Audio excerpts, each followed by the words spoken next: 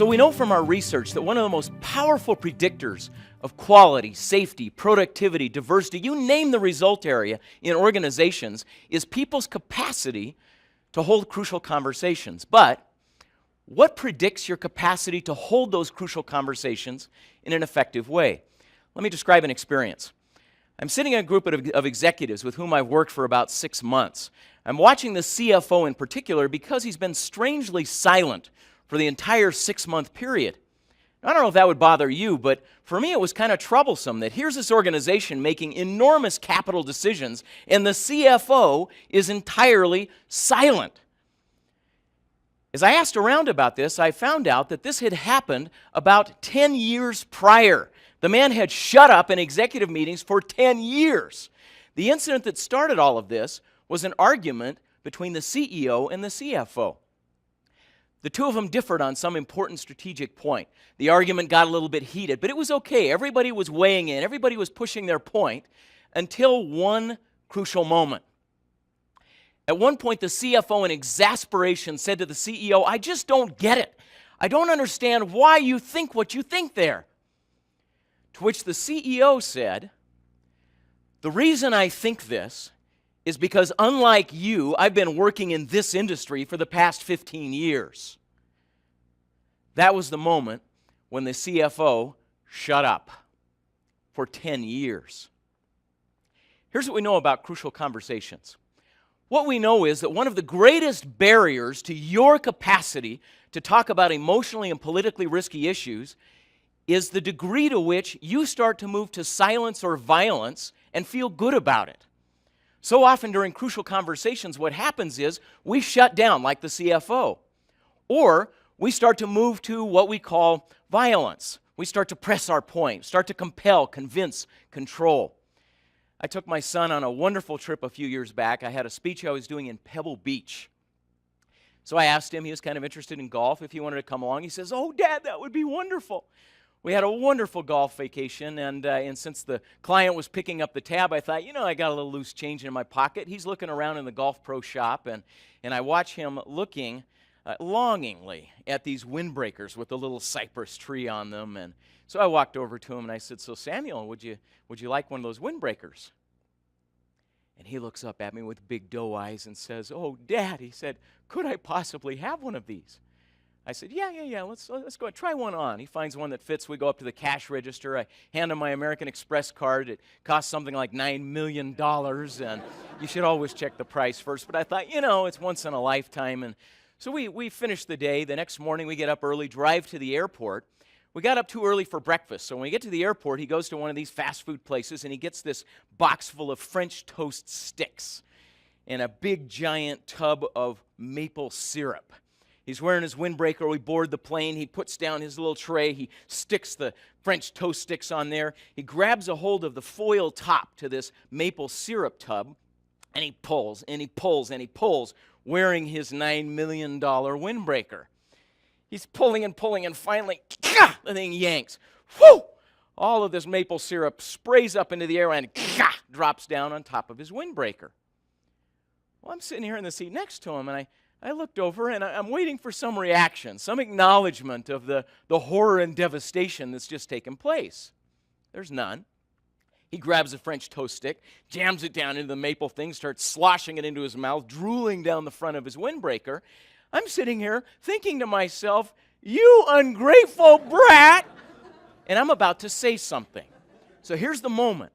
The moment that predicts how well you do in a crucial conversation is that moment right before you open your mouth. Our tendency during those moments, because of the emotional content of the crucial conversation, is to be tempted to move towards some form of silence like the CFO or the direction that I'm heading right now. Why? Well, here's what we've learned. Through 10,000 hours of observation of people who are magnificently gifted during those moments, here's what we know. What we know is that the way you are about to act during your crucial conversation is going to be largely and profoundly affected by how you feel right now. No big surprise there. That's not rocket science. But here's the big insight. The huge concept, which if you can absorb it, if you can embrace this, if you can deeply understand and learn to master this concept, will give you enormous influence during your crucial conversations. The insight is this: how you feel during a crucial conversation is not a direct function of what you just saw, heard, or experienced. Notice the model. What I see and hear does not create an emotion. Me seeing my son jamming French toast sticks into the middle of this giant tub and drooling it over a $9 million windbreaker does not create anger. It doesn't. A CFO being condescended to and shut down during an executive team meeting in a public setting is not necessarily going to take offense because of what just happened. What he just experienced does not create the emotion. There's an intervening variable called your story. Before you can experience an emotion, you have to tell yourself a story about what just happened to you. Now, the problem is, you and I are hardwired to tell certain kinds of stories. And to the degree you can start to recognize your tendency to tell these types of stories, challenge and change these stories, you gain enormous control over your own emotions. Let me tell you a quick example here. I'm going to ask you to play with this one for a second. I was asked a question a while back from a woman who was struggling with a crucial conversation with her husband. She said, I want you to follow this here. She said, I just found out that over the past 6 months, my husband has had lunch with his ex-girlfriend. Now, the question I want to ask you is, as I start to describe some of that information, what story are you tempted to tell yourself? Think about it for a moment. What sorts of things did you add to the information that I just shared? Well, some obvious concerns might be, is he having more than lunch? Is he having dessert, right? Is there more going on here? Are they fooling around? Is there a relationship? Is he doing something behind my back? But look how even more subtly we start to add so much to what's going on in this moment. I want you to go back to what you experienced in your brain when I first started describing what that woman said. I just found out that my husband over the past 6 months has had lunch with his ex-girlfriend. What sort of leaps do we start to make? Now, I don't know if you're like me, but when I heard her talking, I didn't just hear her say lunch, I started to see lunch. Did you do that? I started to imagine what the lunch looked like. And there was a certain kind of restaurant. Was there in your mind? Was it a restaurant with a drive-through? Or was it a restaurant that had linen tablecloths and fine silverware? Was that your restaurant? Was there a candlestick? Were there certain people at the table? Were there a lot of people, or was it just two? In that moment, we start to make lots of inferences. We start to tell certain kinds of stories. Here's my son with maple syrup drool all over the front of him, and the thing that's creating my emotion is not the maple syrup drool. It's the story I start to tell myself about the maple syrup drool. Here's what you and I tend to do. The stories that create our emotions come in two flavors. If you're the kind of person like I am, who frequently feels frustrated in those moments, who can immediately feel frustrated in concerns, the kind of story you tend to tell yourself that creates that emotion is that people are doing what they're doing because they're stupid. They're an idiot. That's why they're doing that. But if you tend frequently to feel deeply offended, hurt, or even angry, there's a different story you're likely telling yourself. The story you're telling yourself is that they're doing what they're doing because they're evil. Not just stupid, but evil. They have malicious intent. They don't care about worthy purposes. They don't care about my concerns. They have their own selfish motives. The problem is they're evil, rotten motives. That story is what creates that escalated emotion and therefore moves you to either silence or violence. If you can learn to intervene and affect that story, it changes everything. Here are the three types of stories you're going to have to learn to watch out for. And the problem is you and I are masters at telling these. So go back with me to the airplane. My son's sitting here next to me. I'm feeling outraged, offended, indignant. Why? Because the story I'm telling myself is a victim story to begin with. Look at what he's doing. After all I've done for him, I spent all this money. I go to all this trouble. I make this wonderful experience, and he doesn't care a whit about any of it. Look at the poor victim that I've made myself out to be. You tell yourself that kind of story, and it subtly justifies your moving to silence or violence.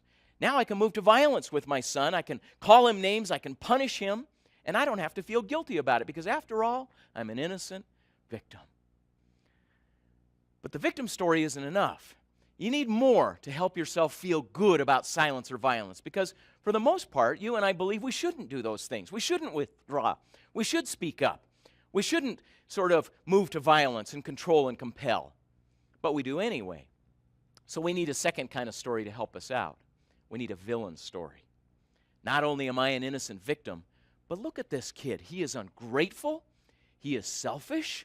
He is undisciplined. He is obnoxious. He is the degree to which I can paint him as evil and awful and rotten is the degree to which I can feel justified now in behaving badly as a parent. Let's move back to the CFO. Same story. He knows as a CFO he has an ethical responsibility to weigh in and have an influence in his executive team meetings. So how can he feel good about 10 years of silence? Number one, I'm a victim.